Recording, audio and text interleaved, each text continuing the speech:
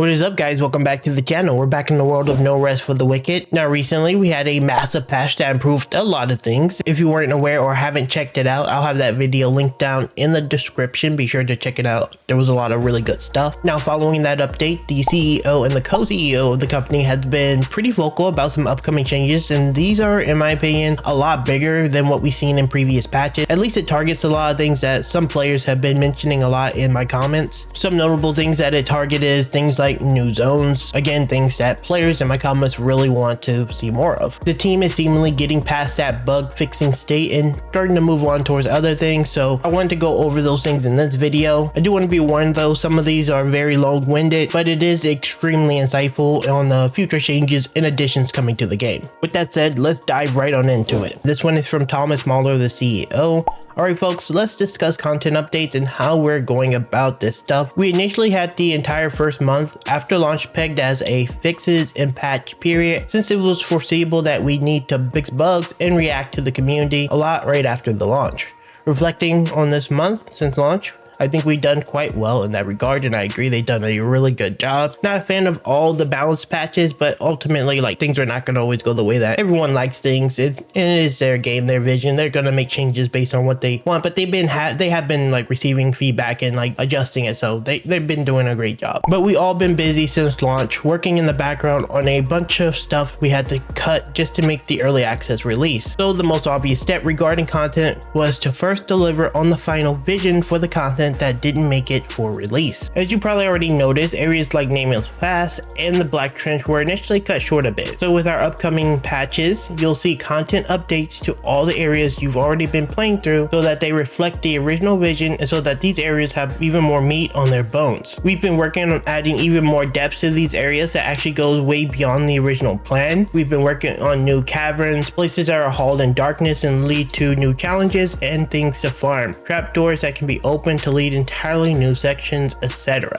The goal with this stuff is not just to provide more space, but also to introduce new gameplay loops so that you'll always have place in the Sola Sakara pegged as I'm going to X to get a bunch of Y. Now this is one of the big things I see a lot of players in my comment section talk about, and including myself. I mean, I want more areas, I want more zones. We've seen a lot of places on the map that we haven't been able to explore, and I mean, this is good. I hope those areas add more depth.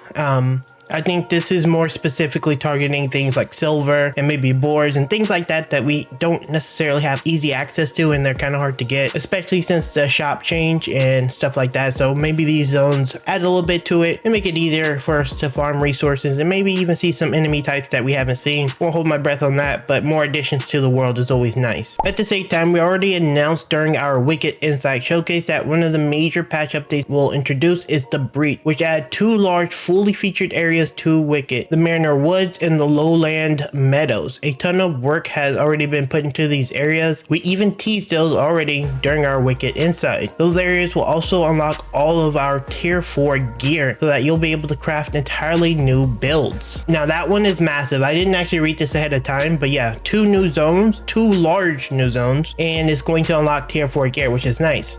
I would like to hope that this includes like rune crafting, because there's obviously like rune crafting that some of you pointed out to me recently. Thanks for that. And that would be like big step for the game, because like the biggest problem in my opinion in the game right now is like fixing some of the stat stuff like defense and armor, stuff like that, adding more content so players are like doing stuff and being able to like craft gear reliably, because it's a little hard to get a lot of the runes. It's hard to get a lot of the weapons and the builds, and if I can farm specific like weapons, that would be nice, and if I can farm them like reliably, that'd be super nice. Now adding in two large zones is going to be nice as well. I wonder if the level cap is going to increase with those, but this is like really big news. I really want to try out some new zones. At the same time, we also see a ton of value in our Crucible. What we shipped was really only a tease of what's to come. The ultimate goal for the Crucible is to turn that section into a roguelike. Ooh, that would be basically get you the same kick you get in games like Hades, Dead Cells, etc. But since we already have a ton of our systems in place, I think we can do all kinds of things you don't usually see in other roguelike. We can feature incarnate levels that bring a ton of verticality reality into play, feature deeper combat mechanics, allow you to play those sections with your friends in multiplayer, introduce new Crucible status that offers entirely new ways of playing the Wicked game, etc. You'd want to play the Crucible with the characters you've been playing so far being the base, but with every section you clear, our plan is that you pick from a boon, and through completing the various sections, you'll basically create a class on top of your current class that would hopefully allow you to defeat the boss and get all the rewards in the end. Basically, our goal with the Crucible is that you get the satisfaction you would normally get from playing an ARPG for 30 to 40 hours within a shorter period of time, so that ultimately you have your normal RPG experience in Wicked when you build out your character and the world over a longer period of time, while also featuring a section that allows for super exciting, insanely fun 15 to 20 minute runs that will still give you a full RPG kick but in a more condensed form. Okay, see, this is nice. I thought the Crucible was a little weird because it did seem kind of roguelike-y, right? It did have that Hades feel where you go into these individual zones and you go from zone to zone to zone to zone, and it didn't feel complete, and this makes a lot more sense, and I'm sure this was the original vision. Now let me be clear, I love this. I play a lot of like Souls-like and like sometimes like shooters on my channel, but I love roguelites. They are my favorite. Slay the Spire, Hades, Dead Cells, games that he mentioned, Risk of Rain 2, I love those games. They're some of my favorite in the genre and I have thousands of hours on them, so this looks very appealing. Being able to build a character and then go from that into the Crucible and kind of like make them big different, that's crazy cool. I wonder if there's going to be more mob density and how much stronger the mobs are going to need if we're going to be giving our player like base stats, because I feel like that's going to be needed. I'm a big fan of what the devs are doing here. This is a lot of value. I love what the devs are doing here. This is definitely a step in the right direction in my opinion. Multiple game modes feels like a really good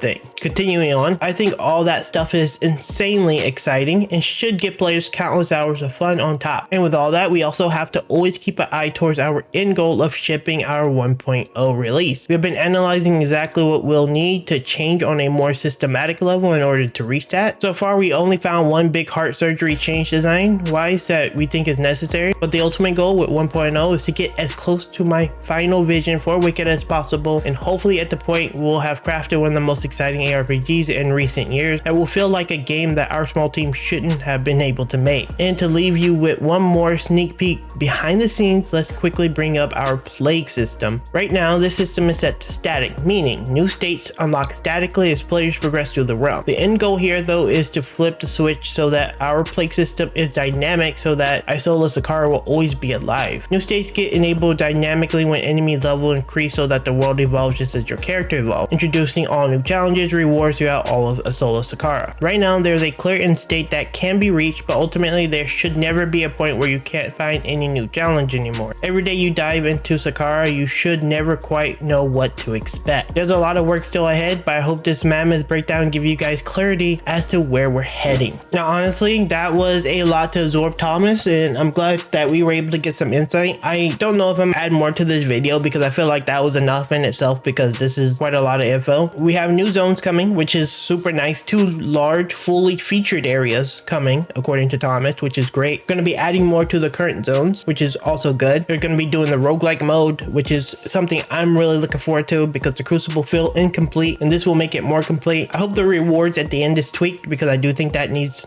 some work. And whenever the tier 4 gear comes out, I hope the crafting system is improved. I still think the RNG is a little annoying, and I really would like that we could specifically like craft how we want to craft gear. It doesn't have to be like easy again. I don't want to ever sound like I'm saying things should be easy or they should be hard. I'm fine with whatever the dev team go with, but I do think that if we can personalize our gear a lot more, it'd be a lot better. But anyway, these changes are looking really good. I'm really liking the way the team is talking and the things that they're adding to the game. When I started covering No Rest for the Wicked, I really liked the fact that they came with this like Dark Souls approach, but with a lot of ARPG elements and a lot of other games that I really like. And I'm really starting to see the team flesh out the game, and I'm liking what I'm seeing. Ultimately, that's going to be it for this video. There is a lot to digest, so feel free to leave me some comments of what you guys think. I will be sure to cover it in the next video because there's probably going to be a video in the next 2 days, give or take. So leave me some comments. I'll respond to them at the end of that video. And yeah, thank you guys for watching. I'll see you guys in the next one.